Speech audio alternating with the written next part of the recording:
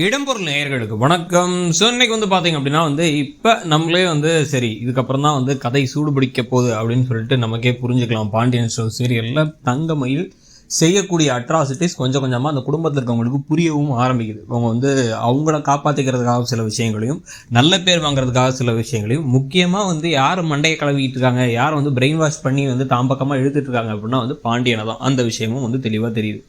இப்போ ராஜி கதிருக்கு சாப்பாடு போடுறதுக்காக வெயிட் பண்ணுறாங்க. ராஜி அவங்களுடைய கணவர் கதிருக்காக சாப்பாடு போடுறதுக்கு வெயிட் பண்ணிட்டு இருக்காங்க. கூட தன்னுடைய மகன் கதிருக்காக யார் உட்காந்துருக்காங்கன்னா இப்போ கோமதி உட்காந்துருக்காங்க. அவர் பேசாட்டியும் பரவாயில்ல. ஆனால் இவங்க என்ன பண்ணுறாங்க அப்படின்னா பார்த்தா திருன்னு சொல்லிட்டு புதுசாக ஒரு சில பல பிளான்கள்லாம் வச்சுட்டு இருக்காங்க. இப்போ இவங்க தங்கமயில் அங்கே நான் சாப்பாடு போடுறேன், தம்பி பாவம் இல்லை, இவ சின்ன பொண்ணு, அவள் காலேஜ் படிக்கிறா, அவளுக்கு என்ன தெரியும், நான் பார்த்துக்கிறேன் அப்படின்னு சொன்ன உடனே அதெல்லாம் ஒன்றும் வேணாம், உன் புருஷனுக்கு நீ சாப்பாடு போடு, அவள் புருஷனுக்கு அவள் சாப்பாடு போட்டுப்பா, கிளம்பு அப்படின்னு அனுப்பிவிட்டாங்க கோமதி.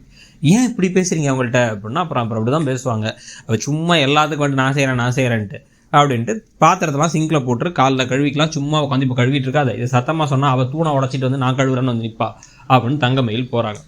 அதுக்கப்புறமா பார்த்தா அப்பையும் கதிர் இவங்கள்ட்ட பேசவே இல்லை வேறு.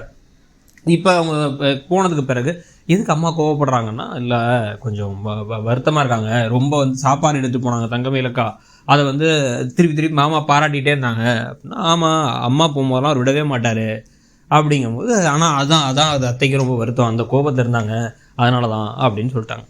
சொன்ன உடனே உங்கள் அப்பா பேசி கஷ்டப்படுத்துறாரு, நீ பேசாமல் கஷ்டப்படுத்துகிற உங்கள் அம்மாவை அப்படின்னு வேற ராஜி ஒரு வார்த்தையை வேற சொல்லிட்டாங்க.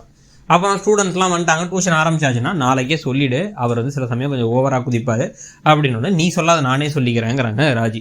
ஏன் நான் சொன்னால் ஒத்துக்க மாட்டேன், நீ சொன்னால் ஒத்துப்பாரா அப்படின்னா ஆமாம் அப்படின்னு அவங்க சொல்லிட்டு இருக்கும்போது, சரி ஒத்துக்க வைக்கணும் அவ்வளோதான், நீயே சொல்லிவிடுன்னு அவர் சொல்லிட்டார். நேம் போர்டெலாம் வைக்கிறதுக்கெலாம் பேச ஆரம்பிச்சிட்டாங்க.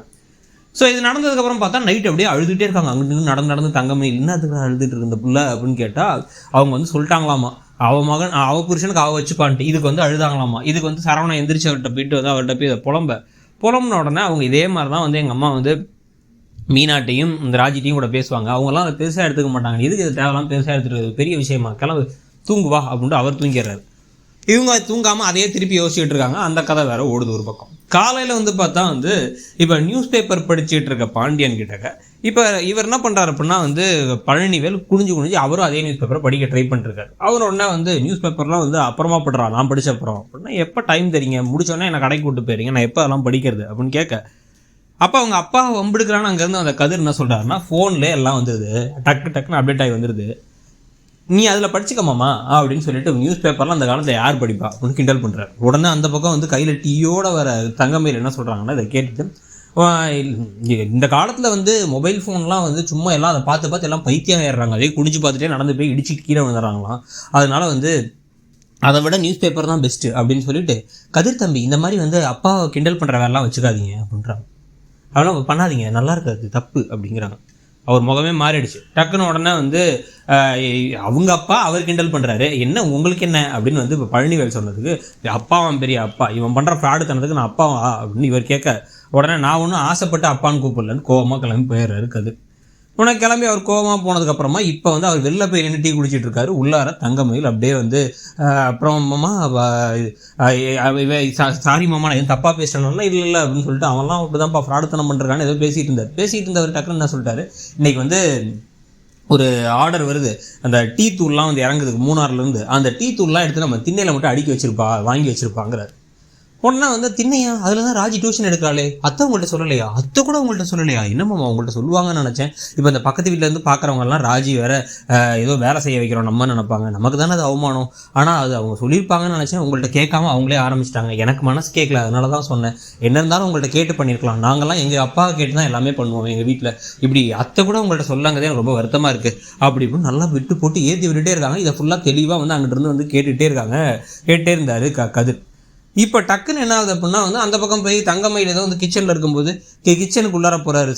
சரவணன் கிச்சனுக்குள்ளே போயிட்டு யாரும் இல்லையா அப்படின்னு கேட்குறாரு. உடனே உங்கள் ரொமான்ஸ்ன்னு நினச்சா அவர் ஏதோ தேங்காய் எடுத்துன்னுட்டு இருக்காரு, அம்மா திட்டுவாங்க அதனால தான் அப்படின்ட்டு ஒரு கிளம்பி போயிட்டார். இப்போ இந்த பக்கம் பாண்டியன் கோயிலுக்கு போயிட்டு வந்த ராஜியும் கோமதியும் பார்த்து கற்றுக்கதுன்னு கத்த ஆரம்பிக்கிறார். திருநீர் வச்சுக்கங்கன்னு சொன்னதுக்கு என்ன நான் தேவையில்லான்னு முடிவு பண்ணிட்டீங்களா, என்ன நினச்சிட்டு இருக்கீங்கன்ட்டு. என்னென்னு கேட்டால் டியூஷன் விஷயத்தை ஏன் என்கிட்ட சொல்லலை அப்படின்னா, உங்கள்கிட்ட காலைல சொல்லிக்கலாம்னு நினச்சோம் அப்படின்னா, முடிவு பண்ணிட்டு என்கிட்ட சொல்லுவீங்க அப்படி தானே அப்படிங்க நான் தான் அத்தைகிட்ட சொல்லிட்டு ஆரம்பிச்சேன் ராஜி சொன்னேன். இனிமேல் அத்தைகிட்டே கேட்டுக்கப்பா, நான் எதுக்கு இந்த புண்ணாக்கு வந்து இங்கே வந்து குடும்பத் தலைவன் இருக்கேன், எல்லாம் கேட்டு முடிவு பண்ணுங்க, என்ன வேணாலும் பண்ணுங்க அப்படின்னு எல்லாரும் ஷாக் ஆகுறாங்க. தங்கமயில் மட்டும் அப்பாடா நம்ம நினச்சது நடந்துருச்சுங்கிற மாதிரி இருக்காங்க. ஸோ இந்த கொடுமைகளை பற்றியும் இவங்க பண்ணுற வேலைகளை பற்றியும் கருத்து என்னங்கிறத சொல்லுங்கள். தேங்க்யூ. இடம்பொருள் நேயர்களுக்கு வணக்கம். ஸோ இன்னைக்கு வந்து பார்த்தீங்க அப்படின்னா வந்து இப்போ நம்மளே வந்து சரி இதுக்கப்புறம் தான் வந்து கதை சூடு பிடிக்க போகுது அப்படின்னு சொல்லிட்டு நமக்கே